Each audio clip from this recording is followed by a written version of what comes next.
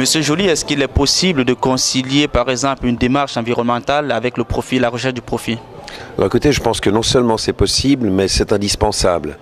Dans le monde de la banque, et c'est vrai pour beaucoup d'entreprises et beaucoup d'environnements, eh bien, le mot profit est un mot qui doit être intégré dans toute démarche. Et s'agissant de l'environnement, et c'est notamment l'intérêt que nous avons eu pour la démarche Écolabel, c'est que le profit était intimement lié aux différentes démarches. Et un profit qui s'inscrivait complètement dans une démarche de responsabilité sociale de l'entreprise, avec comme objectif que ce profit soit réinjecté dans des approches écologiques et soit bénéficiaires, soit pour nos collaborateurs, soit pour la banque directement ou indirectement, s'agissant de son engagement dans la RSE. On sait de manière générale également que derrière une démarche RSE, il y a également la recherche du profit parce que ça permet quand même à l'entreprise d'économiser de l'argent.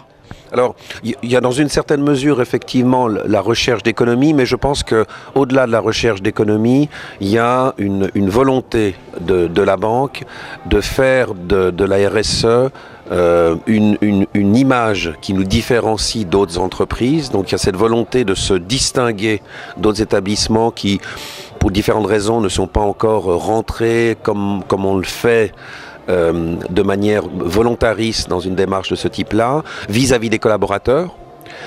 Et au-delà des collaborateurs, vis-à-vis des... Alors, je parle un peu avec ma casquette de ressources humaines, vis-à-vis de candidats que nous rencontrons et qui de plus en plus demandent à ce que l'entreprise qu'ils veulent rejoindre ou qu'ils aimeraient rejoindre, eh bien, s'inscrivent dans une démarche de type RSE. Donc, il y a aussi un intérêt de notre part en termes de différenciation, d'image, au-delà du sujet purement économique. Concrètement, quelles sont les actions qui ont été mises en place? Alors, les actions qui ont été mises en place sont assez variées et d'ailleurs, elles ont été reconnues dans la démarche de Écolabel. Alors, je vais vous donner quelques exemples. La mise en place sur le toit de notre immeuble principal, j'allais dire le vaisseau amiral du groupe BNP Paribas à Genève, eh bien, la mise en place sur ce toit de cellules photovoltaïques, la mise en place d'un tri sélectif. On a encore des progrès à faire, mais la mise en place d'un tri sélectif que nous proposons à nos collaborateurs. Prochainement, nous avons une navette à Genève qui nous permet de joindre les différents immeubles, notamment l'immeuble que nous avons en bas de la Coraterie et l'immeuble que nous avons à la Tour Lombard. Eh bien, cette navette va être remplacée en début d'année prochaine par une navette qui fonctionne au gaz. Donc, on passe d'une navette classique à l'essence à une navette au gaz.